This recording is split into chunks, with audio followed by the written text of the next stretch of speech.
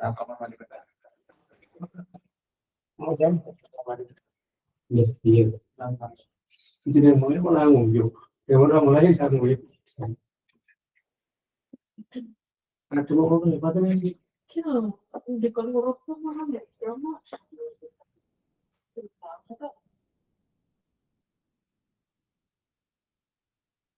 Kecil ya kita. Cukup.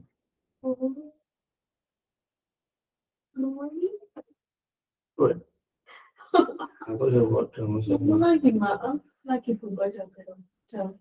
Dari baru jam. Kau buka kamu sedih terlalu lain kan? Sini. Buka ini di Shopee loh. Wah, salah terus ya itu tuh. Online itu kalian kan? Oh, coba. Aku nih, bukan lumayan loh. Gue nonton Mbak Asri. Kalau sih ada apa loh? Pas gue itu tuh. Ngomongin. Coba sih. Shopee sih aku. Pakai Shopee. Apa tadi sini? Nasi goreng kamu. Tapi gila deh. Aku mau dulu deh, banyak tapi. Oh, pokoknya rasanya asli biar tuh. Si Oppo. Tumbas. Gila ya, campur. Oh, Nasi goreng gila. Dan bentuknya si nasi goreng teri ya, guys ya. Jadi daerah asin kan malah bahaya. Asin kan namanya mau nyata baju gitu.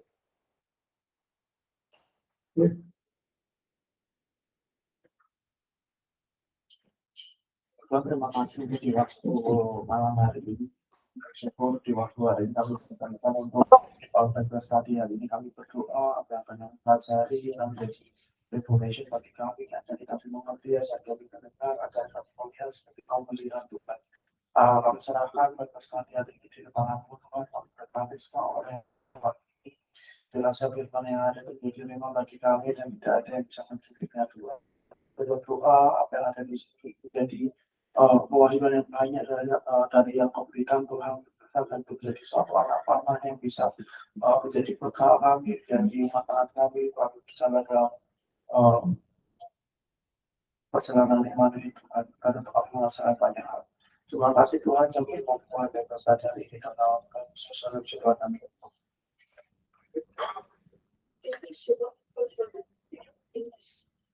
Yes, kuliah aja. Ada di atas kok. Zoom, kuliah Zoom saja. Mangan loh. Ini. Dan kuliah apa ada?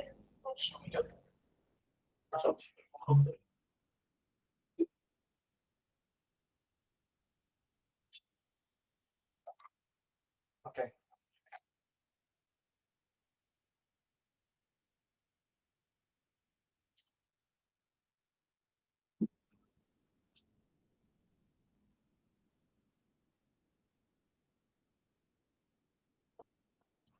Shalom semua. Shalom guys. Halo Pak. Shalom Pak. Shalom Mas Bram. Shalom Kak Linda. Shalom Karo. Gimana Kak? Udah jadi apply kementerian? Mana deh guys? Tadinya ada kementerian. Dikit lagi. Weh? Kita mulai ya. Oke, jadi di waktu ini kita akan membahas terkait Yeremia ya. Jadi Yeremia itu adalah salah satu nabi kalau kita pernah dengar suatu khotbah adalah nabi weeping and crying prophet gitu.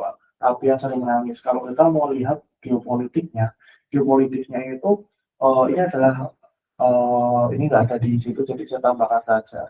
Jadi di waktu itu ada ini kan ada Asyur ya di bagian atas itu ada kerajaan Asyur. Robert harusnya dengar ya. Cek. Dengar guys. Dengar Pak. Dengar Mas.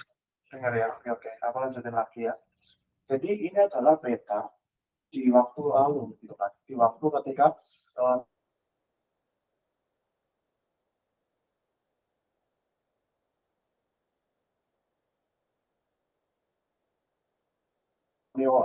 ketika di waktu ada jadi kita itu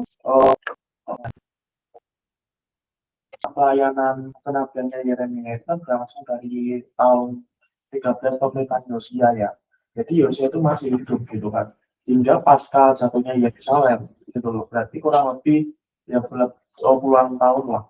Dan itu terjadi di kurang lebih 40 sampai 50 tahun itu terjadi di tengah transisi kekuasaan global yang radikal yang awalnya Assyrian Empire ini menjadi New Babylonia Empire. Jadi dari kerajaan Assyria ke kerajaan Babilonia gitu loh. Nah pada awal pelayanannya itu kan Neo Asyur ya, ini Asyur yang baru Neo Asyur itu jadi apa ya, jadi selalu ekspansi lah ibaratnya seperti itu kalau di waktu itu ya.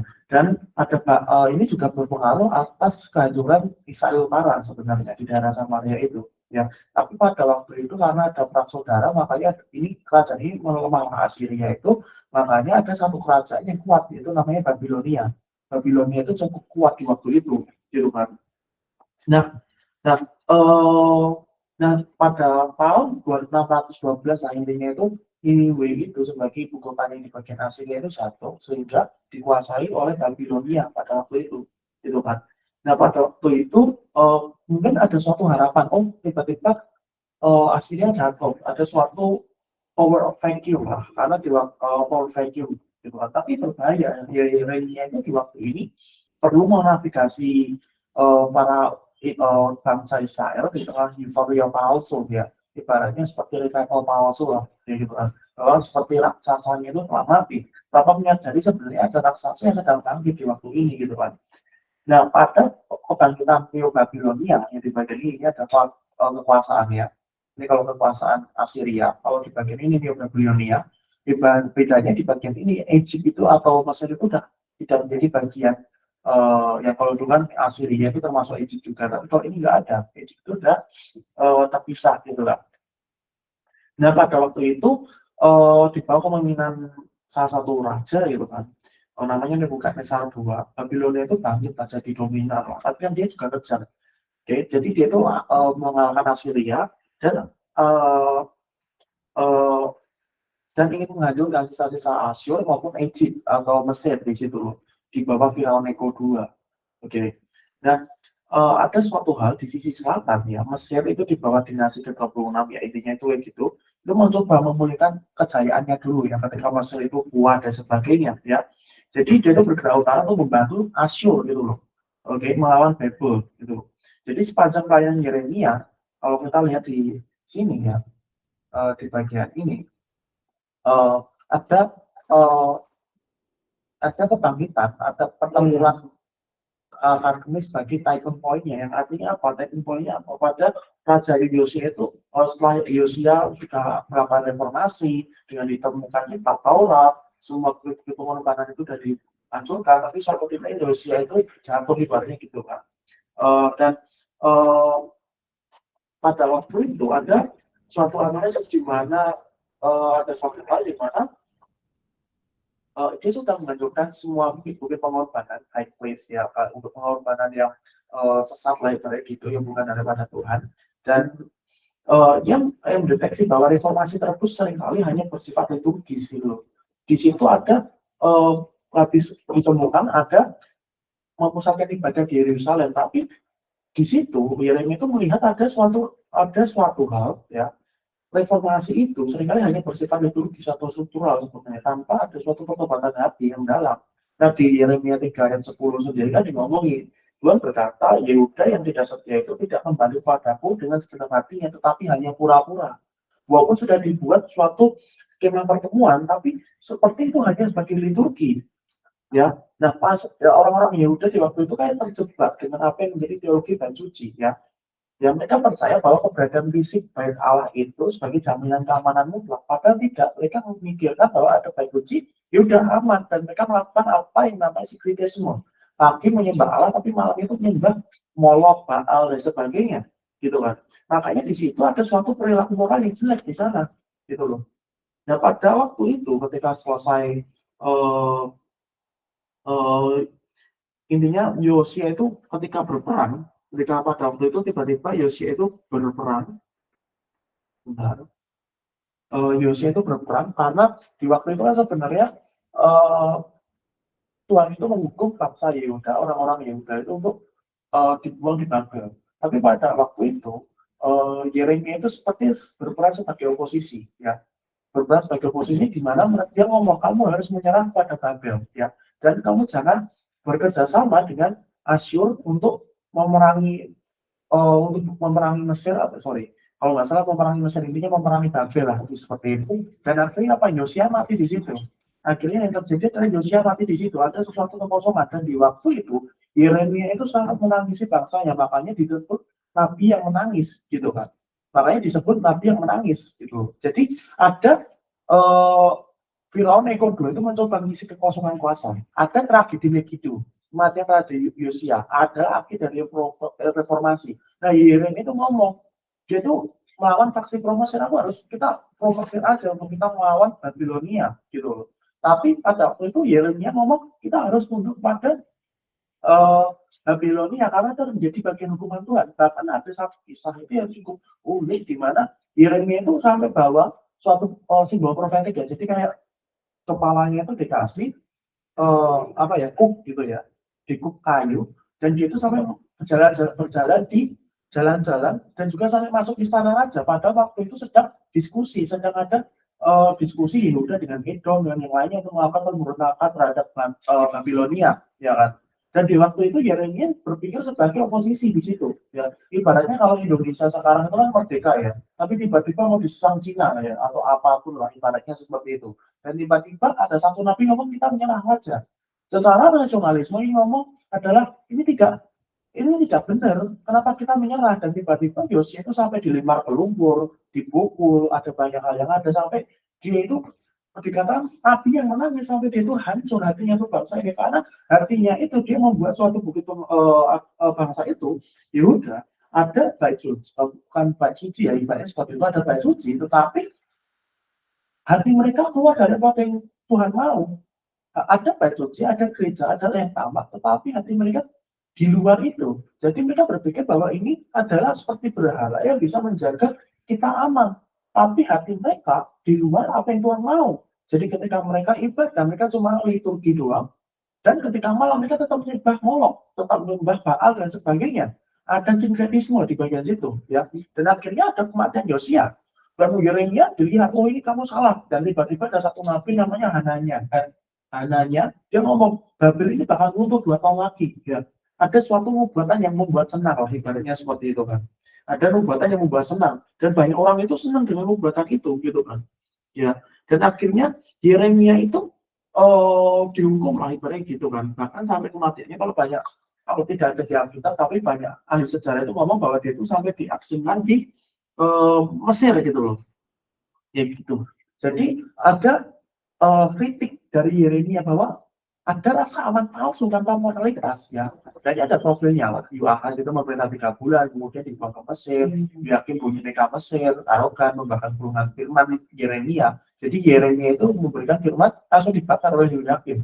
Nah, Yoyakim itu menyerah 567 Masehi, sebelum Masehi, dibuang ke Babel. Karena apa? Mereka memikirkan ini pasti Babel kalah. Tapi Yosia ngomong, kalian kok Yosia. Yeremia ngomong, kalian harus menyerahkan diri ke Babel, karena adalah hukuman Tuhan, gitu kan. Dan akhirnya Yoyakim menyerah, ada Zedekia, ada raja terakhir, ya. Akhirnya ada suatu decision paralysis lah. Untuk saya tidak kuat lah, dan akhirnya kerajaan selatan itu hancur atau hilang, gitu loh. Jadi ada suatu kerusakan masyarakat, ada kesenjangan sosial. Jadi ada elit yang tumbuh mengabaikan keadilan. Makanya di Yeremia itu seperti ngomong perkataan bahwa apa itu namanya, bangsa ini, kita coba lihat di Yeremia 5:28.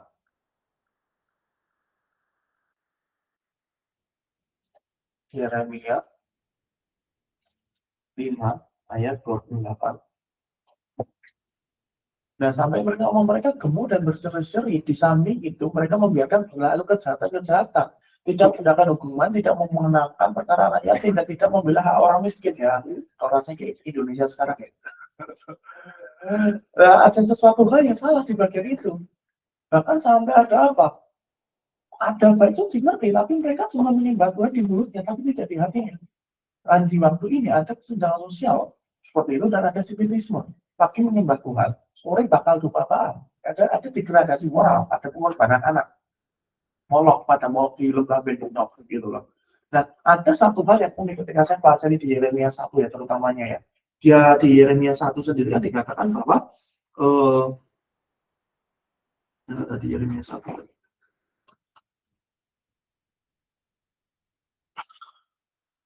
ada dikatakan bahwa sebelum aku membentuk engkau dalam rahim ibumu, aku telah mengenal engkau, dan sebelum engkau keluar dari kandungan, aku telah memutuskan engkau. Itu di Yeremia 1 ayat 5 yang seringkali dibaca gitu kan. Nah, ternyata di Yeremia 1 itu, sebelum aku membentuk engkau di dalam rahim ibumu ya, itu ternyata artinya mengenal itu ternyata adalah yada. Yada di sini artinya apa ya? Ada suatu hal yang luas lah. Tapi ya ada di sini artinya mengenal, hingga benar-benar aku tuh mengenal itu Yeremia, dan menguduskan. Dikatakan aku telah menguduskan engkau ya. Menguduskan di sini adalah kadas ya. Nah, kalau kadas di sini diartikan adalah memisahkan ya. Jadi memang Yeremia di awal-awal itu memang dipanggil untuk apa? Untuk kamu jadi alatku, untuk kamu jadi kudus. Memang ini adalah panggilan yang benar-benar kalau kita dipakai waktu ini itu seperti suatu hal yang ngomong pada kita, oh Tuhan itu mengenal kita dan sepertinya, ya itu benar. Tapi kalau kita lihat dari konteksnya Yeremia, Tuhan itu ngomong sebelum kamu di kandungan ibumu, ya sebelum kamu masih di dalam kandungan ibumu, aku sudah mengenal kamu. Ada suatu panggilan yang besar yang kutunjukkan padamu untuk apa? Menjadi nabi bagi Israel. Ketika saya baca kisah Yeremia ini, ada banyak hal politik yang ada ya. Saya merasa kok seperti sesuatu hal yang saya merasa bisa mengerti apa yang Yeremia alami ya. Kalau kita lihat secara logika, kayak Yeremia menentang itu seperti dia sebagai oposisi dan sebagainya. Dan kalau kita lihat di sini adalah suatu ngomong, aku sudah menetapkan engkau, sudah mengenal engkau dan sudah membentuk engkau dalam rahim ibumu. Ada suatu perspektif ya yang bagus di mana menekankan kedaulatan Yeremia itu tidak memilih untuk menjadi nabi ya sebenarnya ya. Tapi ia ditangkap oleh destiny-nya Tuhan ya. Itu ada suatu unconditional election ya. Jadi Tuhan itu subjek aktif dan Yeremia adalah objek dari kasih karunia yang tak tertolak. Ya, jadi sebenarnya kita sendiri kalau kita lihat dari hidupnya Yeremia, sebenarnya Tuhan adalah subjek aktif dan kita itu adalah objek kasih karunia Tuhan.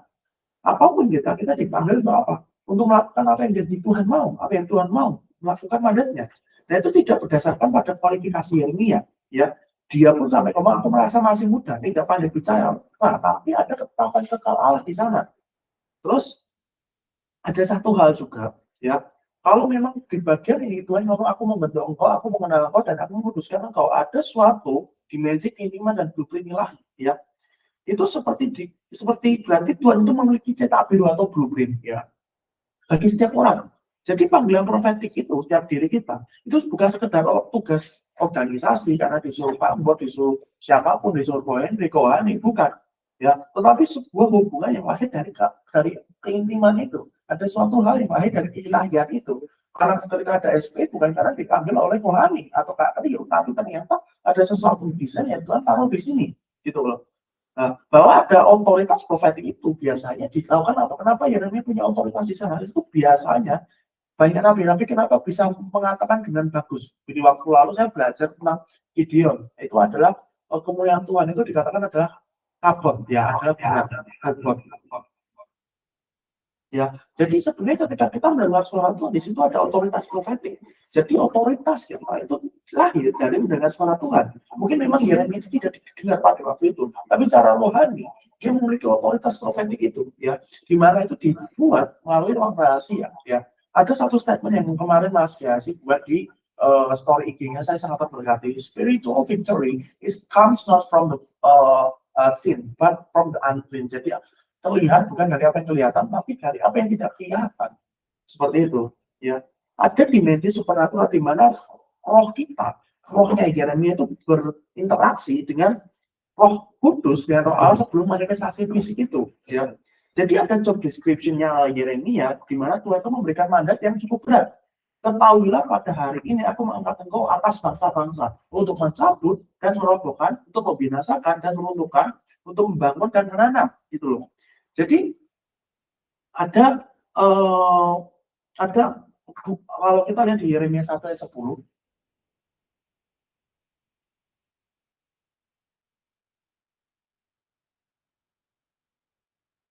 Yeremia 1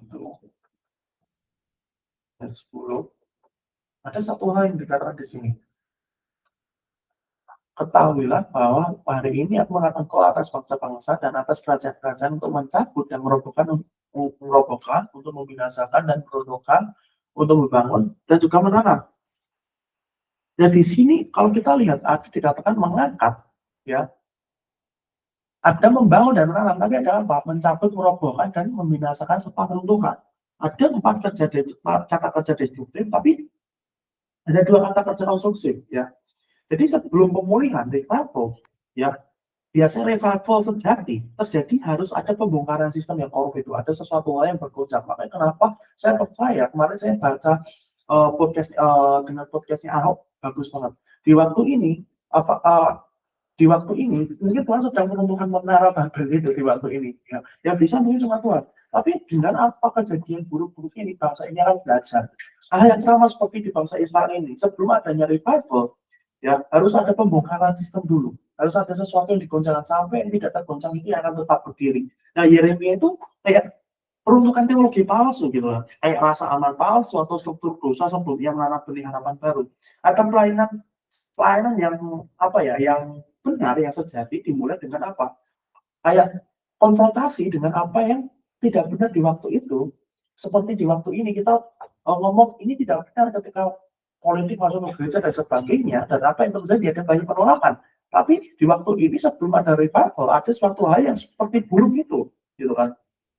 Dan di Yeremia 18 ada juga yang bagus. Di Yeremia 18, ya,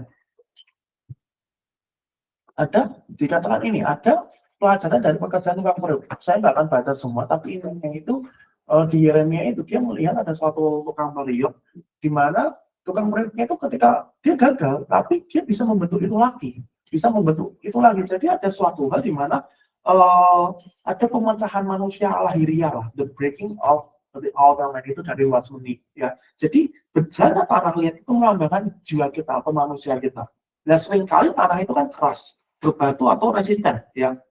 Kerusakan bejana di tangan yang pengrajinnya itu, ya, bukan karena Tuhan gagal, tetapi memang ada proses di mana Tuhan itu menekan, meremukkan, bahkan menghancurkan yang salah, entah dari ego, kesombongan, kemandirian atau apapun, bahkan untuk melepaskan roh yang murni itu, ya. Nah, penderitaan Yeremia kayak kesepian, penolakan, tangisan, itu sebenarnya ada proses pemecahan ini agar kemuliaan Allah itu bisa mengalir keluar di sana, ya kan.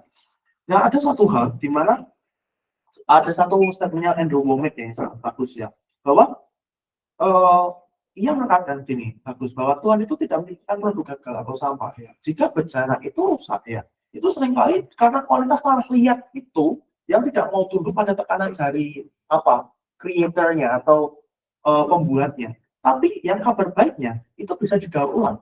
Kalau itu rusak, itu bisa didaur ulang lagi. Intinya seperti itu. Jadi artinya apa? Dia tidak membuang tanah liat itu, dia membuatnya menjadi bencana. Kalau di konteks di Israel lalu, di Yehuda lalu, kamu itu masih bisa bertobat.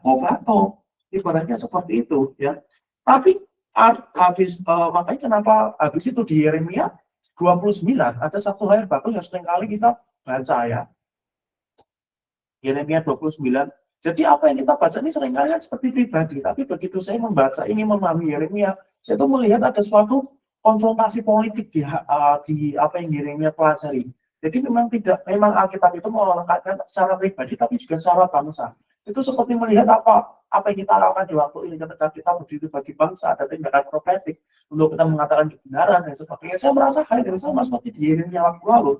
Kalau kita lihat di Yeremia 29 dan 11 kan dikatakan, sebab aku ini mengetahui rancangan-rancangan apa yang ada padaku mengenai kamu. Demikianlah firman Tuhan, yaitu rancangan damai sejahtera dan bukan rancangan kecelakaan, untuk memberikan kepadamu hari depan yang penuh harapan, ya. Nah, seringkali kan ini bagus lah bagus untuk diri kita, untuk pribadi itu bagus juga. Tapi ini sebenarnya ada konteksnya ada surat kepada para guru yang di Babel, ya. Nabi palsu Hananya itu baru saja mengatakan kayu Yeremia dan berbuat 2 tahun lagi Babel runtuh, kita pulang. Enggak.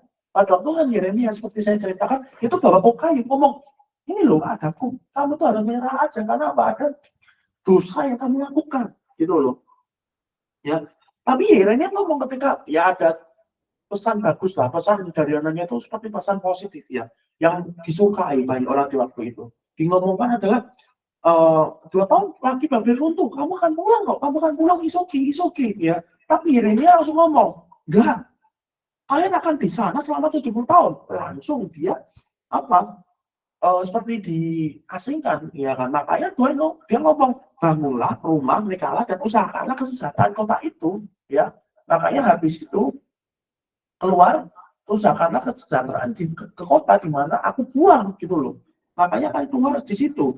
Nah kalau di bagian ini, di bagian 29 ayat 11 itu yang masa depan yang penuh harapan, itu kalau di KJV itu artinya expected end ya. Jadi suatu ekspektasi yang sudah sudah pasti ya. Ya, di situ. Gitu. Dan ada satu hal yang juga bagus ya ketika saya baca dari Yong Icho juga ya. Bahwa fakta fisiknya para buangan itu adalah budak lah. Jadi dia tuh kehilangan dan putus asa. Tapi di Yeremia 29:11 itu seperti ada suatu mekanisme rohani untuk menanamkan visi dan misi ke dalam roh mereka ya dengan realitas ya Babel yang makan ya. Nah Tuhan itu sudah melakukan inkubasi visi pemulihan ya.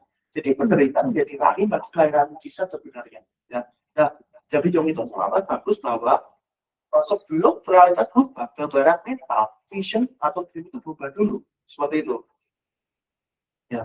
Terus kemudian di Yeremia 34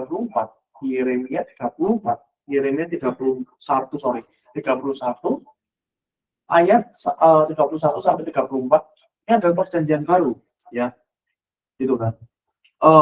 Tapi ini cukup kompleks lah gitu kan. Kalau kita lihat bahwa ada suatu perjanjian baru, pujilah Tuhan dan sebagainya, ini kan jangan dulu deh, agak berat. Jadi intinya itu kalau di bagian sini itu adalah kayak apa ya? Kayak kalau di perjanjian lama di sini itu kalau gagal bukan karena agungnya salah, tetapi karena ditulis di atas batu ya. Dan manusia berdosa tidak mampu menaatinya. Berarti ya udah kayak gitu kan. Tapi perjanjian baru itu dikerjakan Allah sendiri, makanya apa? Aku naruh Tauratku dalam hati mereka dan menuliskannya dalam hati mereka. Itu ada suatu transparansi rohani lah. Nah di bagian sini dikatakan bahwa makanya di bagian ini, tetapi beginilah perjanjian yang kuadakan dengan kaum Israel. Sesudah waktu itu demikian firman Tuhan, aku akan menaruh Tauratku dalam hati mereka dan tuliskannya dalam hati mereka. Maka aku akan menjadi Allah mereka dan mereka akan menjadi umatku. Jadi ketika di waktu itu Yeremia itu ada suatu nabi yang benar-benar dia dipanggil untuk suatu bangsanya. Dia sudah ditetapkan sejak kecil, bahkan sebelum dikandungan, aku akan menguduskan kamu, aku akan memisahkanmu. Bahkan Yeremia itu tidak boleh menikah oleh Tuhan. Banyak nabi-nabi itu menikah, sampai menikah dan punya anak. Yang lain punya anak juga. Tapi Yeremia tidak punya. Yeremia tidak boleh menikah oleh Tuhan. Jadi sudah dipersiapkan Tuhan. Bahkan dia dipanggil menjadi nabi itu ketika usianya sangat muda. Seperti itu. Dan di posisi waktu itu, Raja Yehuda itu sedang degradasi moral. Ya, intinya sedang degradasi moral. Mereka sedang, yang sudah saya jelaskan tadi, sudah ada bait suci, tapi merasa bait suci itu sebagai berhala, sebagai sesuatu hal yang ini bukan melambangkan kehadiran Tuhan, tapi sebagai simbol keamanan. Kalau ada ini ya udah, aku boleh melakukan semuanya. Ada suatu kasih karunia yang ditentang, ada suatu kasih karunia yang kebablasan, tidak menghargai kasih karunia di situ. Makanya Tuhan ngomong, kamu akan ditawan oleh Babilonia, seperti itu kan. Tapi pada waktu itu Yeremia tepat itu, tapi semuanya menolak. Dan akhirnya apa yang terjadi? Yeremia melihat sendiri dengan matanya nubuatan yang disampaikan itu terjadi. Di zaman Zedekia, bait suci diruntuhkan. Banyak hal yang ada, ya. Tapi Tuhan ngomong kalau kamu bertobat, kamu akan mengalami banyak hal. Kamu akan Tuhan ubah lagi. Tapi memang pada itu kenapa tidak bisa? Ada satu case di mana Yeremia itu membawa satu periuk ya. Periuk itu tapi sudah dipanaskan, di mana itu nggak bisa dibentuk lagi dan dia pecahkan di depan tua-tua. Ya, yang artinya apa? Kamu udah nggak bisa bertobat, kamu akan dibuang di sana. Ya, tapi akhirnya apa? Di tengah banyak hal itu. Di tengah pembuangan itu ada proses di sana. Ketika di dalam proses di sana, semua sistem semua hal yang salah, Tuhan mulai goncang. Tuhan akan menggoncangkan apa yang Tuhan akan yang tidak tergoncangkan itu yang akan tersisa di sana. Jadi ketika saya melihat ketika proses kita melihat secara pribadi, apa yang kita alami di waktu ini, memang ada sesuatu hal untuk apa? Untuk mengguncangkan diri kita, bahkan untuk mengguncangkan bangsa ini. Ya, sampai ada sesuatu hal yang murni itu, yang dari Tuhan itu yang tersisa. Sampai akhirnya apa? Ada suatu perjanjian baru. Ya, sampai akhirnya apa? Ketika ada proses itu, Tuhan ngomong apa? Akan menaruh Tauratku dalam hatimu. Akan menaruh Tauratku dalam batin bangsa ini. Akan menaruh Tauratku dalam bangsa Israel. Jadi ketika ada banyak hal penyimpangan, Tuhan memproses itu sampai apa? Sampai proses itu, sampai apa? Sampai Taurat Tuhan, sampai firman Tuhan itu ada dalam hati kita. Sampai ada transparansi hati dalam hati kita. Yang mungkin saya pribadi yang dosa banyak hal kesalahan, ada banyak hal yang kurang baik, seperti itu, ada banyak hal yang ada kurang bagus kok. Ada banyak hal, tapi dengan adanya banyak proses, itulah membuat kita pribadi, ya. Oh, saya pribadi merasa, saya pribadi merasa banyak proses ya, tapi saya merasa saya lebih mengenal Tuhan ketika proses apa yang saya alami. Dan yang sama, proses ada sebagai pemungkin atau kita melihat Indonesia bagi diri kita sebagai seperti Israel di waktu itu, Tuhan sedang menggunakan, dan saya percaya Tuhan Indonesia itu masih disayang Tuhan. Seperti kata Ahok kemarin, saya sangat suka. Ya, saya percaya Indonesia itu disayang Tuhan. Makanya kenapa Tuhan proses sampai bangsa ini akan mengerti hati Tuhan. Makanya di waktu ini kita jangan pernah lelah, karena memang kita seperti Yeremia untuk membagikan hati Tuhan pada bangsa ini. Ya, itu yang saya lihat dari apa yang menjadi perenungan saya dari Yeremia. Bahkan Yeremia sendiri benar-benar seperti kita, diambil bahkan lebih ekstrim Yeremia itu. Kalau sekarang itu ibaratnya seperti dia itu ngeroh lah, sampai dia masuk ke istana bawa kuk dan tiba-tiba langsung bungok-bungok sendiri, marah-marah sendiri, kayak sangat ngeroh orang-orang sekarang bilang. Tapi apa yang dia katakan di sana semua terjadi untuk apa? Untuk bangsa bertobat, dan akhirnya apa? Ya akhirnya suatu ketika ada perjanjian, bangsa itu akan mengerti hati itu, dan aku akan menjadi Allah mereka, dan mereka akan menjadi umat. Ada suatu transformasi hati di sana. Itu yang bisa saya sampaikan ya. Kalau untuk yang lainnya mungkin Pak Pun akan menambahkan.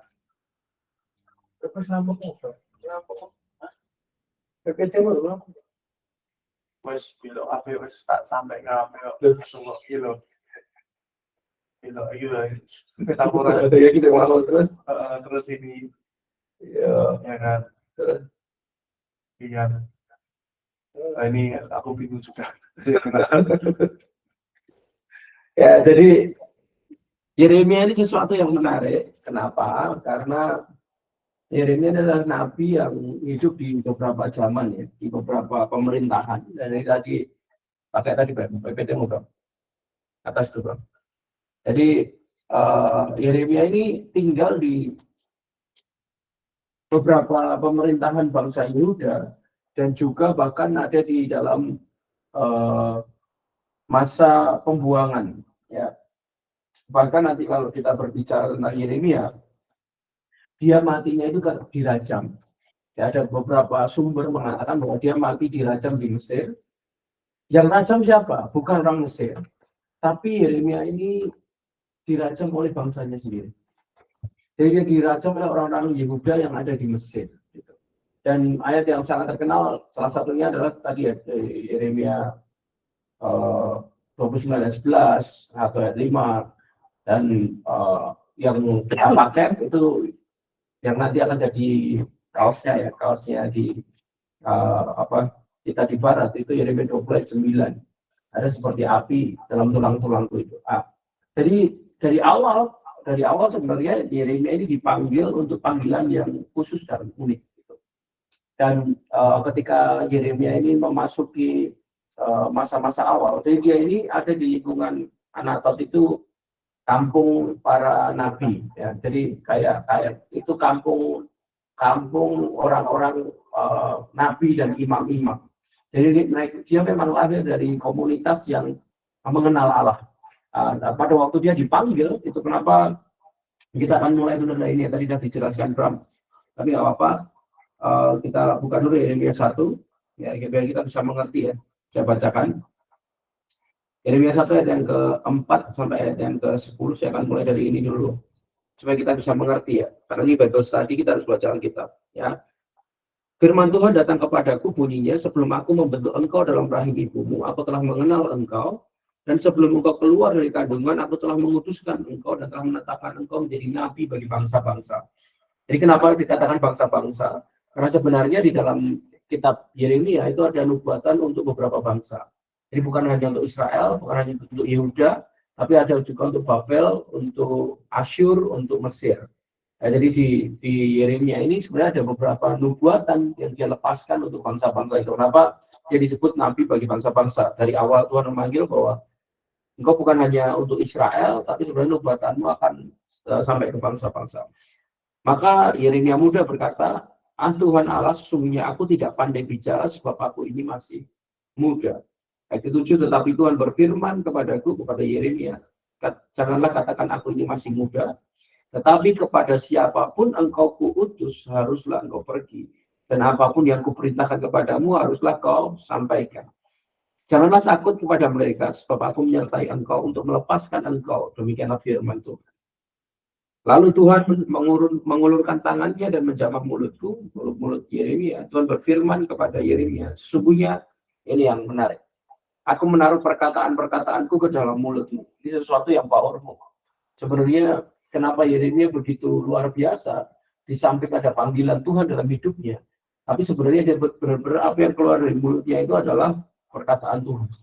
Nah ini yang sesuatu yang sangat powerful. Itu kenapa kita harus belajar untuk mengatakan bukan keadaan, bukan menganalisis, tapi kita harus selalu mengerti bahwa apa yang Tuhan mau di dalam hidup kita, di dalam pekerjaan kita, pelayanan kita. Kemarin saya ngomong soal Sweta, cari tahu Tuhan lebih, Tuhan mau apa di JR. Ya kemarin Dek Fani ngomong bagus waktu di RCC Minggu, ya di ibadah Minggu dia ngomong tentang mencari Tuhan itu harus sungguh-sungguh, gitu. Ya seperti waktu kita doa pagi 2 hari yang lalu, kemarin bagaimana tentang kita harus menyelam lebih dalam. Ya, kalau kita tidak menyelam lebih dalam, kadang-kadang permukaan ini membuat kita salah ngomong, salah berpikir, salah perasaan, ya jadi baper. Kenapa ya? Karena bukan perkataan Tuhan yang tinggal di dalam diri kita, bukan perkataan Tuhan yang tinggal di dalam mulut kita, tapi perasaan kita, analisis kita, pikiran kita. Itu kenapa banyak salah karena mulut, pikiran dan lain sebagainya. Ya. Ayat 10, ketahuilah pada hari ini aku mengangkatkan kau atas bangsa-bangsa dan atas kerajaan-kerajaan untuk mencabut, merobohkan, membinasakan, meruntuhkan, membangun dan menanam. Jadi katakan Bram, sesuatu yang saya setuju bagaimana harus ada sesuatu karena waktu itu bangsa Israel dalam kondisi yang tidak baik. Tadi Bram, tolong slide-nya Bram. Dan yang lebih parahnya lagi bukan hanya itu, mereka memiliki nabi-nabi palsu sebenarnya. Tadi Bram, yang kondisi sosial tadi. Bukan tadi yang nah, jadi mereka dalam kondisi yang tidak bagus. Kenapa? Bangsa Yehuda waktu itu para elitnya atau orang-orang yang pejabat-pejabatnya itu tidak memikirkan keadilan. Mereka tidak memikirkan sesuatu yang baik untuk bangsanya. Bahkan dikatakan rajanya seenak hatinya dan lain sebagainya. Dan di dalam Bait Allah sendiri terjadi penyimpangan, bagaimana ada percampuran ibadah yang tidak kudus. Ya, setelah itu jelas ada degradasi moral. Ini pengorbanan anak ini serem sekali. Ini pernah dibahas ya di beberapa khotbah, bagaimana anak ini dikorbankan jadi patung Molok ini dipanasi sampai panas sekali. Kemudian bayi-bayi itu ditaruh di tangannya. Sampai bayi itu akan meleleh. Itu kenapa pada waktu mempersembahkan anak ini, genderang itu akan dibunyikan sangat kencang supaya tangisannya bayi itu dan tangisan keluarganya itu tidak sampai terdengar. Jadi kondisinya sangat tidak baik kondisi bangsa Yehuda dan bangsa Israel.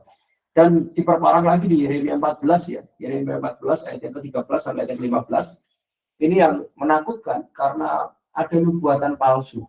Orang selalu berpikir bahwa kenapa kemarin ada satu kasus di mana ada satu orang ngomong sama saya, ada satu orang marah karena saya tegur, ya, dan pengennya itu cuma dirangkul. Tidak mungkin misalnya saya sebagai hamba Tuhan, misalnya saya lihat hidupnya Bram, atau hidupnya Linda, atau hidupnya Villa, hidupnya JJ, hidupnya Fritz, hidupnya Black, hidupnya Villa, hidupnya siapapun yang saya lihat, terutama di dalam ruko ini dan juga di dalam Kingdom Family Network bagian barat, khususnya yang bersama dengan saya, ketika kau melakukan yang salah, maka tidak mungkin ya, saya ngomong sama Sweta, apa yang harus diperbaiki dalam hidupmu? Ya, kalau saya tegur, saya akan tegur. Ya, kenapa? Karena ada nubuatan palsu yang seringkali orang berpikir bahwa hamba Tuhan atau nabi-nabi atau para rasul itu harusnya ngomong yang baik-baik saja. Nah, padahal kita harus selalu mengerti hukum dasar bahwa upah dosa itu adalah maut. Ya.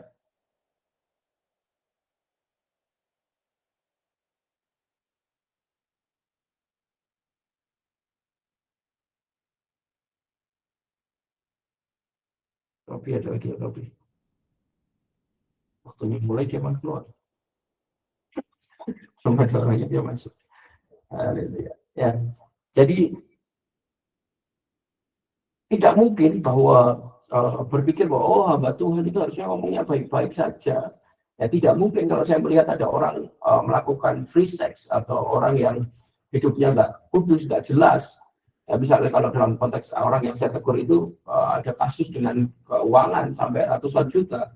Dan saya biarkan orang itu dan saya cuma ketemu dia dan oh nggak apa-apa, Tuhan sayang sama kamu dan lain sebagainya. No, nggak bisa. Karena yang paling dasar adalah dosa adalah maut. Jadi tidak bisa dihilangkan konsekuensi dari dosa. Saya sekali lagi, bahwa ada pengampunan dalam hidup kita, itu pasti. Ada perlindungan Tuhan, itu pasti. Tapi setiap dosa selalu punya konsekuensi, yang kadang-kadang kita harus tanggung. Itu kenapa seharusnya kita mengerti. Buka Yeremia 14 ayat 13-15 saya bacakan. Lalu aku berkata, aduh Tuhan Allah, bukankah para nabi telah berkata kepada mereka, kamu tidak akan mengalami perang dan kelaparan tidak akan menimpa kamu. Tetapi aku akan memberikan kepada kamu damai sejahtera yang mantap. Ya, berarti yang mantap di tempat ini. Ya. Jawab Tuhan kepadaku. Apa? Kita baca ayat 14, 3, 4. Jawab Tuhan kepadaku, 3, 4. Yeremia 14 ayat 14 ya. Yeremia 14 ayat 14. Jawab Tuhan kepadaku. Apa? Mana bro? Para nabi itu Para nabi itu apa? Bernubuat palsu demi namaku. Aku tidak mengutus mereka, tidak memerintahkan mereka, dan tidak berfirman kepada mereka. Bayangkan. Ya. Tuhan ngomong sesuatu yang ini menakutkan sekali. Ada banyak orang percaya merasa bahwa dia hidup dari perkataan Tuhan, padahal sebenarnya hidupnya tidak dalam perkataan Tuhan. Ya. Ini panggilan yang tidak mudah. Kenapa? Karena kita harus mengerti bahwa kadang-kadang Tuhan ngomong itu sesuatu yang nggak enak. Ya, setuju katakan amin. Tuhan itu ngomong kadang-kadang nggak enak. Kalau salah ya dia akan seperti firman Tuhan ngomong, seperti Bapa memukul anaknya itu kebaikan. Supaya kamu tidak menjadi anak-anak gampang, Paulus ngomong. Ya, di Amsal dikatakan, pakailah rotan untuk anakmu. Kenapa? Karena Bapa tidak akan membiarkan anaknya jatuh dalam dosa atau hidup dalam sesuatu yang tidak baik. Dan ini menakutkan sekali karena para nabi ini datang kepada raja-raja Israel, pada orang-orang Yehuda, dan mereka mengatakan bahwa tenang saja di tengah kondisimu yang amburadul itu semua akan baik-baik saja. Jadi katakan apa? Kamu akan sejahtera ya yang mantap di tempat ini. Bayangkan aja. Oh tenang aja, kamu akan diberkati, kamu akan tetap disertai apapun kondisimu, Tuhan tetap sayang kamu. Yes, Tuhan sayang. Tapi kita harus mengerti bahwa setiap konsekuensi dosa itu selalu ada. Itu kenapa harus hati-hati. Ya, para nabi itu bernubuat palsu demi namaku. Aku tidak mengutus mereka, tidak memerintahkan mereka, dan tidak berfirman kepada mereka.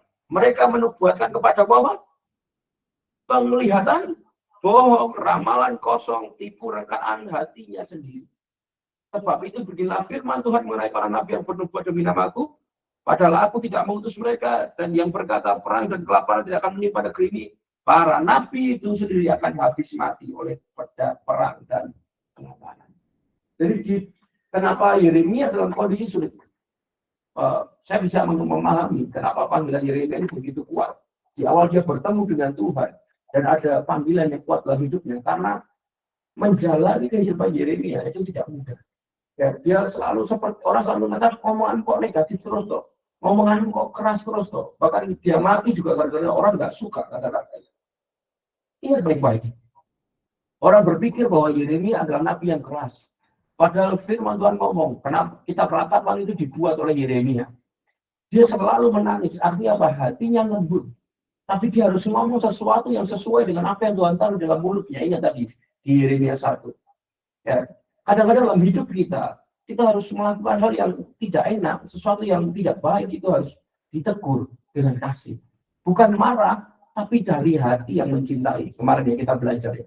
Jadi Yeremia nangis, dia berseru kepada Tuhan, Tuhan, sampai kapan lagi seperti ini? Ya Tuhan, sampai kapan bangsa ini tinggal dalam sesuatu yang tidak baik?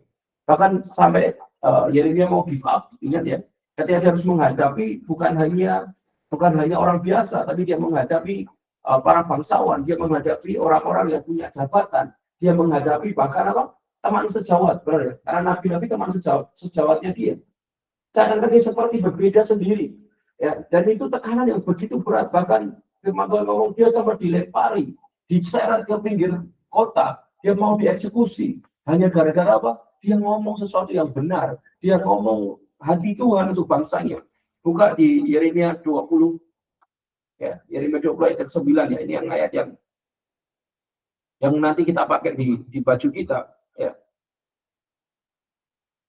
Dari ayat yang ke-7 sampai ayat yang ke-9, ya.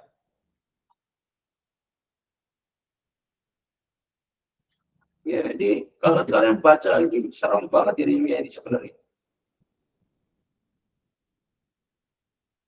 Ya, saya bacakan ayat yang ke-7. Saya ayat yang ganjil dan ayat yang genap ya.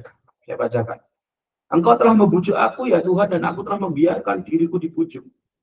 Engkau terlalu kuat bagiku dan engkau menundukkan aku. Aku telah menjadi tertawaan sepanjang hari. Semuanya mereka mengolok-olokkan aku. Sebab setiap kali aku berbicara, terpaksa aku berteriak, terpaksa berseru kelaliman aniaya. Sebab firman Tuhan telah menjadi celah dan cemooh bagiku sepanjang hari. Oh, jadi ketika ngomong firman Tuhan, dia itu diejek, dia dicengin, dia diolok-olok. Bahkan dia apa? Dikatakan apa? Dicemooh sepanjang hari. Bukan sehari 2 hari, tapi sepanjang hari. Setiap hari dalam hidup Yeremia. Ayat 9 ini ayat yang kita pakai untuk nanti di kaos kita ya, yang akan kita pakai di Wind and Fire. Tetapi apabila aku berpikir, aku tidak mau mengingat dia dan tidak mau mengucapkan firman lagi demi nama, maka dalam hatiku ada sesuatu yang seperti api yang menyala-nyala. Terkurung dalam tulang-tulangku, aku berlelah untuk menahannya, tetapi aku tidak sanggup. Ayat yang 10 pada. Aku telah mendengar berita banyak orang kegetaran dan bicara jurusan. Adukanlah dia, kita mau mengadukan dia. Semua orang sahabat karibku mengintai apakah aku tersandung-sandung.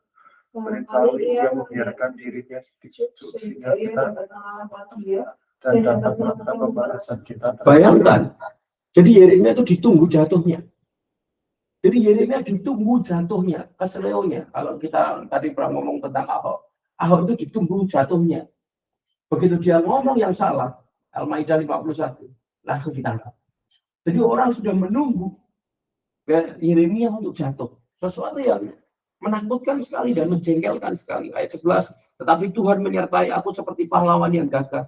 Sebab itu orang-orang yang mengejar aku akan tersandung jatuh. Dan mereka tidak dapat berbuat apa-apa. Mereka akan menjadi malu sekali. Sebab mereka tidak berhasil. Suatu noda selama-lamanya tak terlupakan. Jadi Yeremia harus menghadapi tekanan yang begitu berat dalam hidupnya. Tetapi dia berani ngomong sesuatu yang benar. Dan dia baru keluar nanti Yeremia 29 ayat 11. Dan lain sebagainya. Tapi yang saya mau garis bawahi beberapa. Yang pertama seperti ini. Tuhan memilih kita. Dan dia tidak pernah salah memilih kita. Itu katakan. Ya, dimanapun kita berada hari ini. Tuhan pengen memanggil kita untuk menjadi alat kemuliaan-Nya. Ya, Tuhan pengen memanggil kita untuk menjadi alat kemuliaan-Nya. Dia pengen supaya kita tinggal di dalam kasih-Nya. Kita tinggal di dalam mandat ilahi-Nya. Setelah itu ketika Tuhan memanggil kita, kadang-kadang ketika kita melakukan panggilan selalu ada tantangan.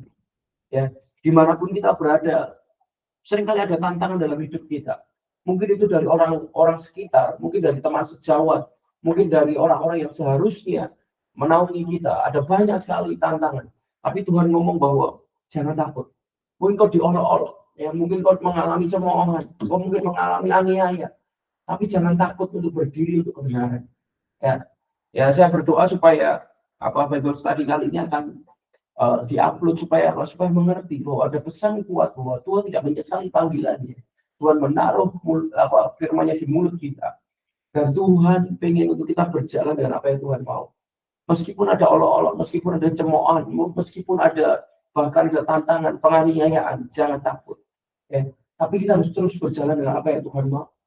Dan itu bukanlah harga yang murah. Kenapa? Karena di akhir hayat Yeremia harus mati.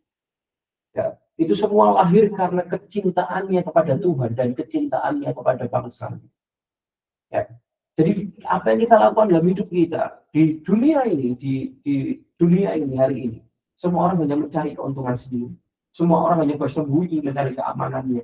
Semua orang hanya mencari kenyamanannya. Oh, puji Tuhan. Hadirat Tuhan kuat. Silakan masuk. Shalom, Mbak. Shalom. Nggak mau kemana? Ya nanti kok, Cik. Kenapa? Ambil minum. Boleh, sekalian di sini dulu toh, sudah mau selesai dari 10:30. Ya, jadi mengalami yang namanya apa? Mengalami yang namanya aniaya, mengalami namanya sesuatu yang tidak enak. Tapi Tuhan ingatkan bahwa jangan takut, itu, bahwa ada penyertaan Tuhan dan panggilan itu. Saya berdoa supaya mengkristal dalam hidup kita, lahir dari cinta kita kepada Tuhan dan cinta kepada bangsa ini. Cinta kepada Tuhan dan cinta kepada SPI, cinta kepada Tuhan dan cinta kepada tempat kerja kita, cinta kepada Tuhan dan cinta kepada kota ini. Ya. Karena kalau tidak, maka sekali lagi, kau kan cuma cari amannya, cari nyamannya, cari untungnya sendiri. Tapi Yeremia tidak. Dia mengalami satu tekanan dalam hidupnya sampai keluar kitab Ratapan.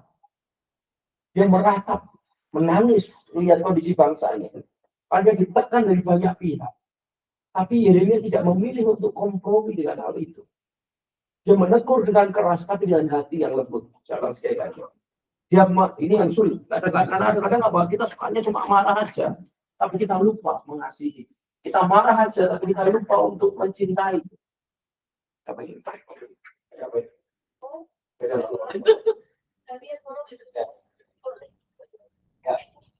Kita menegur dengan keras dari hati yang begitu emosi. Ya, tidak bisa. Ya, saya sambil belajar khotbah saya hari Minggu nanti. Saya itu merenung, saya belajar, saya baca-baca. Dan ada satu kalimat yang bagus sekali.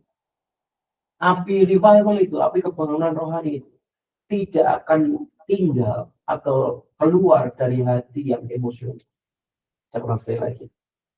Revival itu kebangunan rohani yang sejati, tidak lahir atau tidak tinggal, dilahirkan dari hati yang penuh dengan emosional. Itu kenapa kita harus pastikan benar seperti Yeremia. Kita melakukan segala sesuatu karena cinta yang meluap kepada Tuhan. Cinta yang meluap kepada bangsanya. Itu akan sesuatu yang sangat berbeda. Sama-sama marah, tapi marah dengan kasih ilahi. Ya. Bahkan dia ngomong, Tuhan udah tuh, aku nggak usah sebenarnya. Tapi seperti setiap kali aku nggak mau ngomong untuk Tuhan, maka ada api yang menyala. Ya. Karena apa? Hatinya itu mencintai, hatinya bukan membenci, hatinya bukan jengkel, hatinya bukan marah karena keinginannya tidak Even ini bukan tentang Yeremia. Dia marah bukan karena keinginan Yeremia. Dia marah karena ada maksud Tuhan yang disampaikan, tetapi sikapnya tidak baik. Respon dari, sebaliknya, kita lihat dari sisi yang lainnya. Kita lihat dari sisi bangsa Israel dan bangsa Yehudanya. Apa? Seringkali ketika teguran masuk di dalam hidup kita, kita tidak mau merendahkan diri dan mengkoreksi hidup kita. Tapi seringkali kita langsung tadi dikatakan, ketika Yoyakim mendapatkan kabar bahwa bangsa Israel, bangsa Yuda akan mengalami hal yang tidak baik kalau tidak bertobat. Maka responnya apa? Gulungan kitab itu disobek-sobek. Karena cuaca dingin dimasukkan ke dalam api. Menambah apa supaya hangat badannya. Bayangkan, kadang-kadang teguran yang masuk, yang lewat di dalam hidup kita, kita harus pikirkan baik-baik. Ya, saya kemarin cerita bagaimana ketika ada orang negur saya. Ya, walaupun saya merasa bahwa itu mungkin tidak tepat kadang-kadang bagi saya pribadi, saya merasa seharusnya teguran itu tidak tepat. Saya koreksi hidup saya merasa seharusnya tidak tepat. Tapi saya renungkan lagi, dan akhirnya saya berkesimpulan, oh mungkin memang saya punya kesalahan. Ya. Karena sepanjang tahun semakin kita mengenal Tuhan, harusnya semakin kita mengenal Tuhan, kita semakin mengenal bahwa kita adalah pribadi yang rapuh dan banyak cepat. Tapi kalau semakin mengenal Tuhan, semakin banyak berdoa, semakin banyak firman, kita malah semakin merasa benar. Kita tidak mau ditegur, ada yang salah dengan hidup kita. Tidak ada seperti itu. Ya, tidak ada harga diri lagi. Saya selalu ngomong, harga diri kita sudah ditebus Tuhan. Harga diri kita sudah dilunasi Tuhan. Harga diri kita sudah dibeli Tuhan dengan lunas di atas kayu salib. Itu sebenarnya ngomong bukan tentang harga diri kita, tapi justru apa yang Tuhan mau dalam hidup kita. Tadi dikatakan tentang bejana tanah liat. Nah, bejana tanah liat itu kalau yang keras itu dilempar. Itu kenapa ada namanya tanah darah hakal dama. Kalau kalian ngerti, itu adalah 40 keping emas perak yang dibeli, yang dikasih kepada siapa? Yudas Iskariot. Itu akhirnya jadi tanah darah, dan ternyata hakal dama itu tanah darah itulah tanah tukang priuk. Itu tanah khusus, tempat khusus membuang tanah liat yang tidak bisa dibentuk. Itu ternyata ada satu tempat khusus namanya hakal dama. Di tanah itulah tanah liat yang keras yang nggak bisa dibentuk, dibuang. Ya, saya suka tadi sembari di sini saya sembari dengar banyak khotbah sepanjang hari ini saya dengar beberapa khotbah, dan tiba-tiba ada satu Petrus ngomong bagus, Petrus yang ngomong bagus sekali. Ya, ketika Tuhan mulai membentuk hidup kita, izinkan Tuhan membentuk. Kenapa? Karena tiba waktunya kita mencari Tuhan saja, Tuhan tidak bisa ditemui. Ya, ketika kita mengalami proses, jangan keraskan diri kita. Kenapa? Karena di titik tertentu kita kepingin lagi diproses Tuhan. Kita kepingin lagi Tuhan menemui hidup kita. Tuhan ngomong, sudah selesai. Tidak ada waktu lagi buat kita. Oh, kadang-kadang kok Tuhan kejam sekali. Bukan Tuhan kejam, tapi ada titik-titik di mana itu. Kenapa ada waktu Tuhan? Ainos, ada yang namanya Ainos. Ainos itu waktu Tuhan, kekekalan. Tapi kekekalan ini dengan waktu kronos manusia, ketika bersinggungan namanya Kairos. Dan ketika Kairos tiba, ingat baik-baik, orang yang lumpuh ya di kolam di kolam Bethesda ditanya, kamu mau sembuh nggak? Dia ngomong apa? Ketika kolam itu bergoncang, semua orang kan duluan. Yang pertama itu yang akan sembuh. Kenapa? Karena itu Kairos. That's Kairos. Kadang-kadang ketika Tuhan sedang mau membentuk hidup kita, itu Kairos. Itu salah satu Kairos ketika tangan Tuhan mulai masuk dalam hidup kita dan membentuk kita. Dan kadang-kadang karena kita terlalu keras kepala, terlalu keras memegang prinsip kita, ya kita anggap benar. Maka tiba-tiba ketika penjunan itu mulai membentuk, yang terjadi apa? Patah. Nah, patah, selesai. Ya, walaupun ya itu ada lagunya sebenarnya itu. Dia bentuk kembali, dia cipta kembali, tak putus asa dan dengan cinta. Ini lagu, sebenarnya lagu ini, itu lagunya GMB tahun berapa? Tahun 90-an ke 2000-an. Ya, yang dikatakan bejana tanah liat yang mulia dan berkasa, kini telah hancur karena dosa. Alasan pencipta, dia mulai membentuk. Dan ketika kita dibentuk Tuhan, jangan keraskan hati kita. Setuju katakan amin. Ada kalanya kita seperti Yeremia, yang kita dipanggil untuk mencabut sesuatu yang tidak baik. Tapi ada kalanya kita jadi bangsa Israel yang ditegur. Ya, dua sisi ini kita harus memahami bahwa seperti mengiring Kristus itu ditegur itu hal biasa. Setuju katakan amin. Setuju katakan amin. Tidak ada yang kebal terhadap kesalahan. Semua orang bisa berbuat salah. Semua orang bisa berbuat salah. Itu kenapa firman Tuhan ngomong, jangan menyerah untuk diproses Tuhan. Jangan memberi diri terlalu keras ketika Tuhan menegur kita. Jangan. Kenapa? Karena kalau sampai waktunya tiba, maka semua sudah selesai. Terlambat. Terlambat sudah. Ya, kau datang padaku. Sudah terlambat. Itu sudah terlambat. Benar. Terus saya mau ngomong. Kita yang main saham itu paling ngerti sekali. Main saham itu paling ngerti. Main kripto, main saham itu paling ngerti. Waktu itu segalanya. Linda berarti main. Ya, gimana gitu? Apa? Kripto. Saham. Wih, mantap itu. Apa? Itu juga. Apa? BBCA. Ayo, bujuk namanya. Biasanya lebih stabil fondasi tanahnya. Orang yang main saham paling ngerti. Kenapa? Kamu mau uangmu sedikit pun. Ya, saya pernah terjadi itu. Uang 300 saya masukkan. Pum, zaman saya mau nikah. Dapatnya juga bisa 1.500.000. Karena apa? Timingnya tepat. Tapi sebaliknya, ketika uang masuk berapa juta pun, justru ketika timingnya turun, terpaut detik. Ya, bahkan nggak sampai sekian detik kalau saham itu. Begitu kita terlambat, selesai. Ya, selesai naik atau selesai turun. Ya, kita mau masuk lagi nggak bisa, namanya nggak kejemput kalau anak-anak itu main gitu kan selalu wah nggak kejemput. Kenapa? Karena udah terlambat. Gitu. Sama. Tuhan punya timingnya. Kalau Tuhan menegur, itu kenapa Tuhan ngomong? Jika engkau mendengar suara pada hari ini, dikatakan apa? Jangan apa? Jangan apa? Buka Ibrani.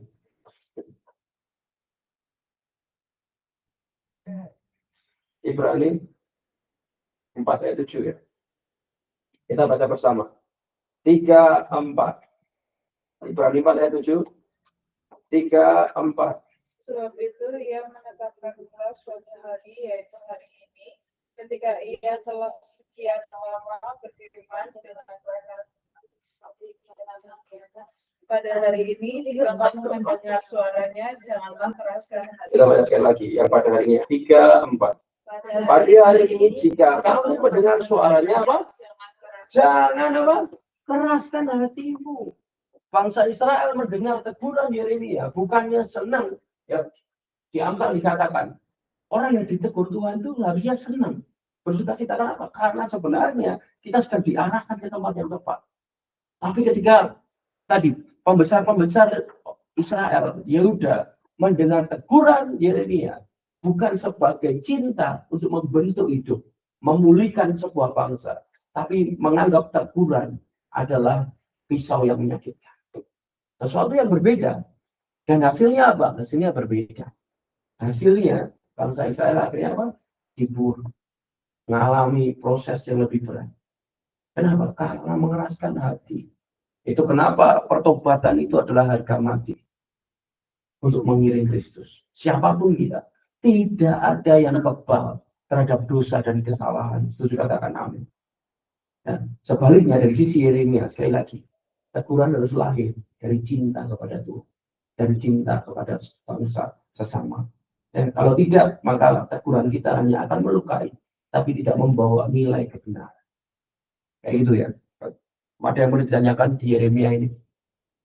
Ya. Ada yang mau ditanyakan? Panjang, lebar, tinggi, dan dalam. Karena Yeremia ini salah satu kitab yang cukup panjang ayatnya. Ya, bukan pasalnya, tapi ayatnya cukup panjang. Salah satu yang terpanjang. Ya, setelah Mazmur panjang, Yesaya panjang, Yeremia panjang. Kenapa dikatakan kitab nabi-nabi besar? Ya, nabi-nabi besar. Saya baca. Saya Yeremia, Yeskiel. Siapa lagi? Siapa lagi? Dan tinggal. Siapa itu? Ya. Siapa lagi? Mana yang bisa bekerja? Ya, dia nggak masuk. Lupa. Ya, belajar nabi-nabi besar ya. Ada satu lagi Daniel. Daniel itu nabi besar, salah satu nabi besar. Dan mereka hidup sesama. Daniel, Esra, Yeremia, Yeskiel, Yesaya itu zamannya mirip-mirip. Mereka makanya kan mereka menceritakan tentang kejatuhan bangsa Israel sampai di pembuangan, sampai diambil kembali, dan sampai akhirnya kalau di Yesaya ditemukan apa? ditemukan apaan? Kan kalian ini bocah kitab loh guys. Di Israel itu ditemukan kembali kitab Taurat. Jadi Taurat itu sempat hilang. Taurat itu sempat hilang. Jadi bait Allah itu yang Mekah itu sempat kehilangan firman itu. Jadi mereka hanya melakukan ritual tanpa itu kenapa sampai di Israel itu dibacakan kembali. Ya. Karena senang akhirnya dibacakan kembali semua bangsa bersukacita dan kemuliaan Tuhan itu kisahnya. Itu kenapa penting kita mengerti firman Tuhan. Ya, saya berharap banyak ke depan untuk Bible study kita lebih membumi ya, dalam artian pesannya dulu apa, pesannya di kitab itu apa dulu, baru nanti masuk ke analisis dan lain sebagainya, pesan-pesan profetis. Karena kita harus ngerti dulu latar belakangnya. Ya tadi tentang apa namanya kemerosotan moral, tentang bagaimana Yeremia hidup di dalam zaman siapa saja, apa yang terjadi. That's good, itu sesuatu yang bagus karena memang harus overview dulu, setelah itu baru masuk ke tujuan kitabnya apa, masuk ke pesan profetisnya apa. Kayak gitu ya. Ada yang mau ditanyakan dulu? Kita itu Rui paling nengokin sing Google Meet. Shalom ya Google Meet. Google Meet. Hilang. Tutup mantap. Hilang. Oh jangan. Wida. Wida. Halo Robi. Halo Pak. Aku dari tadi di dalam lupa, aku dicari-cari. Oh kamu dari tadi di dalam loh. Aku paling pertama Pak. sorry. Claudia. Audit. Tidur kelihatannya kalau Audit. Wida. Ya. Wid. Dulu Pak, Oke. Bisa dengar ya tadi ya? masih Bisa dengar ngikut, Pak. Oke. Ada yang mau ditanyakan nggak? Tentang Yeremia ini. Yang di sini, yang onsite, yang online, ada yang ditanyakan nggak?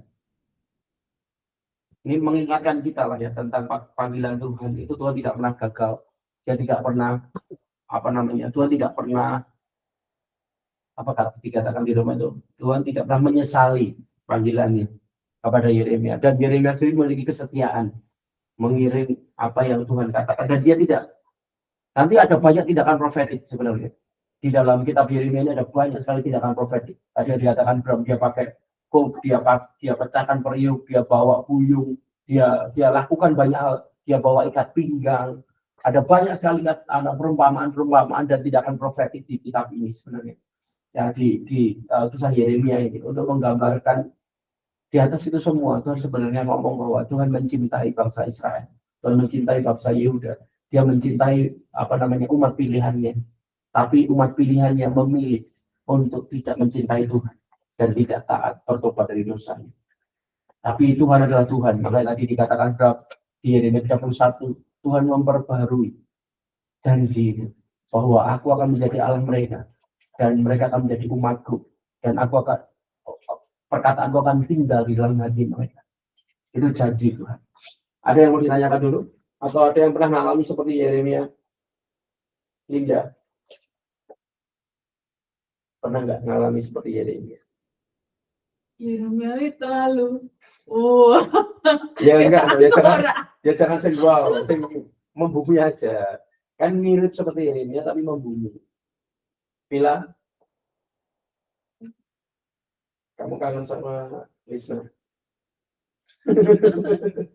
Gak kangen kamu sama Linda? Apa sih? Sama Cici. Orang juga kita. Cici, mungkin seperti Yeremia di dalam rumahmu sendiri. Bram? Kok enggak dulu? Sekarang, bukan dulu. Sekarang. Robi, Wida mau sharing? Tidak ada Pak. Wida? Sama Pak. Sama apa? Claudia, Audit, Emma? Audit, Claudia, Emma. Ya. Dan saya berharap ke depan Bible study sama KC harus mulai secara reguler lagi. Tidak ada istirahat. Justru ini waktunya untuk secara rohani kita harus mempersiapkan diri ya. Ini semua baru pikir tuh yang pusat. Soalnya baru ngomong, ayo kita nggak puasa apa enggak, terlambat kita puasa. Karena memang ya itu memang harus dilakukan. Artinya apa? Menguatkan. Mereka baru mau doa, mau puasa, kita sudah melakukan duluan. Ya bukan kita lebih baik tidak, tapi apa? Ya memang ini yang harus kita lakukan karena pekerjaan-pekerjaan ini tidak mudah. Kalau kita tidak membangun manusia roh kita, ya. Setuju katakan amin. Ya. Aku berharap nanti setelah 2 minggu atau mulai dipilah-pilah ya, mungkin bisa 3 hari atau 2 hari sekali puasa.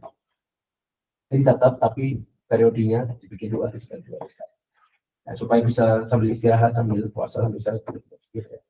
Karena itu nanti dari awal bulan mulai di 2 hari sekali. Ya. Ada lagi yang mau tanya, mau ngomong? Mungkin tentang teguran Tuhan. Bisa dari sisi bangsa Israelnya, bangsa Yahudanya, bisa dari sisi Yeremia-nya. Bram? Dari bangsa Babel? C? Semua belum terus piye? Yang sudah sopo gitu. Lin? Nah, Linda, beri teman apa?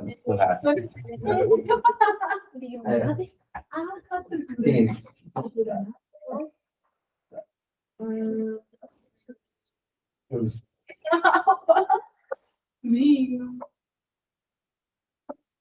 Apa ya? Kalau bangsa Israel, dia tipenya berubah. Apa ya? Mungkin yang kalau dibilang kalau dibilang mirip paling ya aku secara pribadi aku merasa sometimes tuh mirip sama ya bangsa Israel gitu loh, betapa berbahaya aku kayak gitu ya. Karena kan memang apa ya nggak bisa dipungkiri gitu loh, kadang kan memang ya kalau di Yeremia. Ya, kalau di Yeremia itu kan ngomong tentang bahwa apa namanya tuh pada waktu itu kan bangsa Israel mereka cuma mau mendengar apa yang enak di telinganya mereka. Ya pasti sadar tidak sadar ya pasti ada di titik-titik itu juga pernah ngalamin gitu. Kayak misal dulu waktu apa namanya itu waktu ya yang paling dekat aja lah kemarin apa namanya Desember gitu kan. Desember itu kan ya aku secara pribadi aku ngerasa exhausted gitu loh, 1 tahun full kita bekerja sangat luar biasa kayak gitu kan, ke pulau-pulau dan sebagainya, dan tanpa sadar ternyata aku exhausted gitu loh. Aku pulang ke Jogja kan ya wes gitu kan, aku pulang gitu. Dan ya aku cuman apa ya kadang ya kita Gen Z kan sangat dekat dengan Gen Z sangat dekat dengan apa sosial media dan sebagainya gitu loh. Nah ternyata ya karena selama libur kan ya pasti megang HP terus gitu kan, megang HP scroll IG, scroll TikTok dan sebagainya, Twitter dan lain sebagainya, dan itu kan tanpa sadar itu membangun otak kita kayak gitu kan. Karena kan ya sosial media selalu punya algoritmanya gitu kan, apa yang memang sering kita cari itu yang jadi kita sering konsumsi kayak gitu. Dan karena itu ya dalam konteks aku suka mendengar apa yang aku suka kayak gitu kan. Ya secara tidak sadar ya sebenarnya aku sadar itu kan sosial media ya. Itu kan ngasih makan apa yang aku suka tok kayak gitu kan. Tanpa aku ngerti kebenarannya seperti apa gitu kan. Juga kan sama di Jogja ya beda gitu kan. Gerejaku di Jogja dengan RCC kan ya berbeda gitu kan. Secara nilai-nilai juga jauh kayak gitu. Ya apa namanya tuh sangat jauh kayak gitu kan. Ketika Natal KFN juga kan kayak apa ya, aku nggak mempersilahkan hidupku untuk ngalami Tuhan kayak gitu loh, karena memang ya waktu Natal KFN juga tugas di belakang host online kayak gitu. Jadi memang kayak pikirannya tuh kebagi kayak gitu kan. nggak bisa ngalami Tuhan dan lain sebagainya. Waktu ibadah pergantian tahun di Jogja juga kayak apa namanya itu, waktu itu tuh aku tiduran.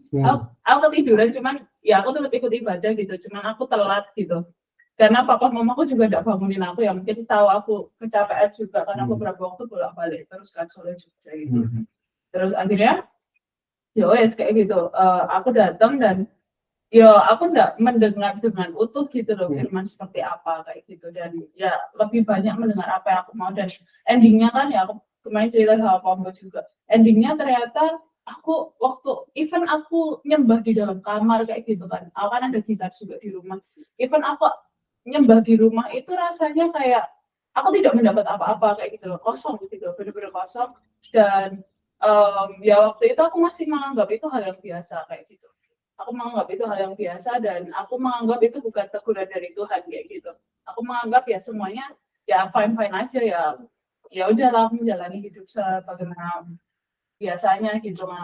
Dan akhirnya sampai satu titik kan balik ke Jakarta gitu, dan kemarin pagi itu sih, bener-bener kemarin pagi itu satu titik aku cuman duduk gitu kan, nggak main gitar kayak gitu kan waktu doa pagi, dan tiba-tiba hal yang lama banget aku nggak pernah alami itu aku alami lagi kayak gitu kan, dimana dan itu refresh aku gitu. Sebelum Pak Bud ngomong kita harus tenggelam lebih dalam, itu aku hal yang lama dulu kan aku pernah cerita kalau misalnya aku sebelum mulai KC itu kan aku kayak sama Tuhan gitu kan, ini gimana gitu nama dan sebagainya, dan aku dapat gambaran yang lautan itu gitu.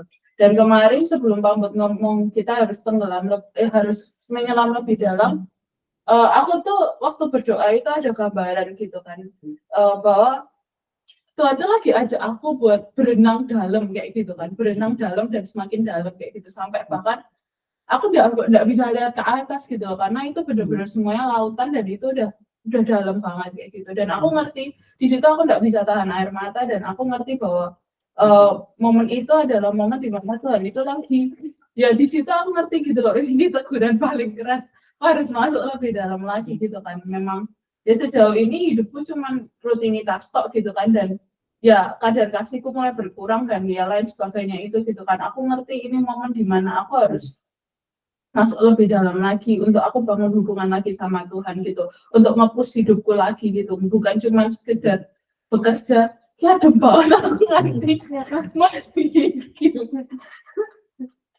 Ya apa namanya tuh, bukan cuma sekedar bekerja, bukan cuma sekedar pelayanan, ya cuma sekedar pelayanan gitu, tapi benar-benar apa yang aku alami gitu ya, hubungan, balik lagi hubungan pribadi. Kan Tuhan itu selalu mengejar orangnya kayak gitu kan, Tuhan selalu mengejar hatinya, ya dikejar. Ya kalau hari ini aku ngalaminya aku lagi dikejar Tuhan gitu. Makanya aku belajar dari situ gitu kan, mulai benar-benar belajar untuk menaruh gitu kan semua kepentinganku gitu. Mungkin kemarin kayak aku males dan lain sebagainya gitu kan, aku mementingkan ego dan lain sebagainya kayak gitu. Tapi aku belajar untuk taruh semuanya kayak gitu loh. Ya bukan berarti sekarang udah benar-benar clear ya, enggak gitu. Aku masih dalam proses juga belajar kayak gitu. Itu sih Pak. Terima kasih Lina. Bilang namanya kenapa wajahmu kok pucat sekali? Sudah ngopi ini. Ram? Masih belum kamu pancingan. Cici? Robi? Ya ada Pak. belum ada yang bisa di-start. Wida?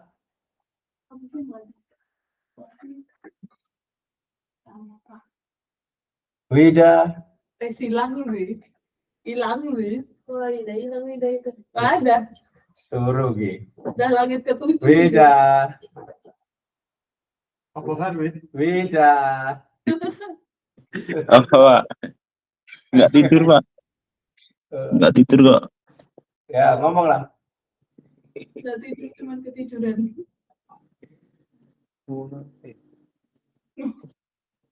Soalnya Mau apa ya? mau apa aja. Seperti baru dia ngomong. Di patennya Intinya gitu ya. Jadi yang paling berharga itu Tuhan ngomong apa, itu yang paling berharga.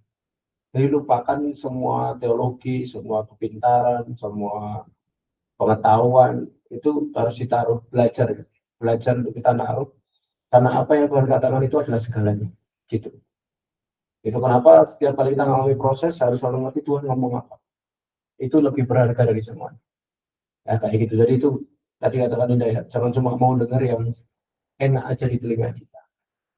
Ya, cuma makanya apa kita harus membiasakan diri Tuhan ngomong apa. Jangan cuma yang enak-enak yang kita kepingin dengar.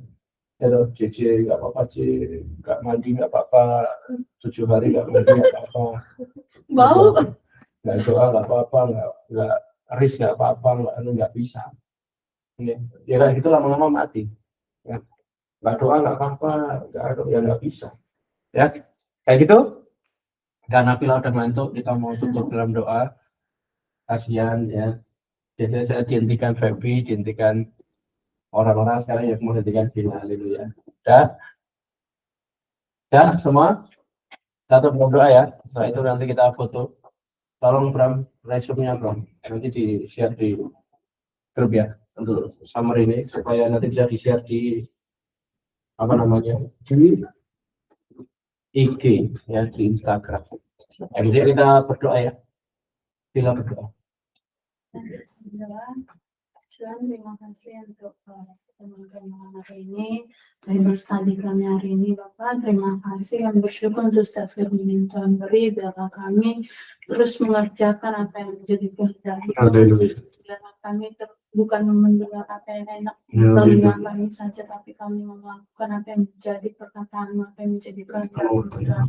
Kami berdoa Tuhan untuk hari ini, biar firman ini nggak hanya sekedar lalu saja Tuhan, tapi biar firman ini tertanam atas hidup kami, hati kami, pikiran kami, sehingga kami dapat merealitaskannya dalam kehidupan kami. Terima kasih Tuhan, kami bersyukur untuk yang membawa Bible study hari ini, ada Kabram, ada Pangkot Tuhan, kami bersyukur, kami terima kasih. Sebentar lagi kami juga mau istirahat Tuhan, kiranya Tuhan yang jagain, Tuhan yang lindungi, Pangkot, Kak Linda, JJ, Kabram, Pak Odit, Ciklau, sama Wida, dan Kak Robi Tuhan, dan Kak Frit, Mas Dan yang belum bisa ngikutin, dan biarlah mereka dapat mengikuti secara apa yang kami nangkep hari ini, berkat yang sama dan pengertian yang sama dan sangat terima kasih Tuhan, kami bersyukur dalam nama Tuhan Yesus kami tutup bungkus pertemuan kami, sharing kami malam hari ini, biar ada satu pun yang dicuri oleh si Tuhan Yesus kami berdoa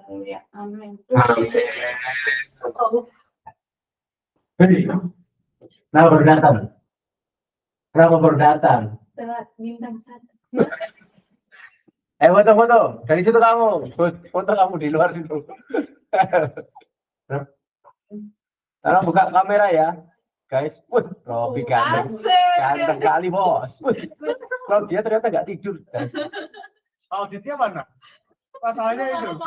Auditnya mana? Auditnya yang udah di langit ke-7. Aku tadi nggak nyaut karena pas dipanggil aku pas wis meh merem dadi aku. Oh iya. Bisa dimengerti, tidak apa-apa. Nggak apa-apa, Mam. Siapa? Ayo. Biar ada penampakan di situ, nggak apa-apa. Udah, ya jadi. Udah. Masuk, nggak apa-apa. Di luar nggak apa, masuk nggak apa. 1, 2, 3. 1, 2, 3. Sekali lagi 1, 2, 3. Oke. Sekali lagi ya, untuk KC dan Bible Study harus sudah dimulai lagi. Ya, selamat malam semua, Tuhan Yesus berkati. Bye-bye. Semua. Gimana? Udah nang berapa meter?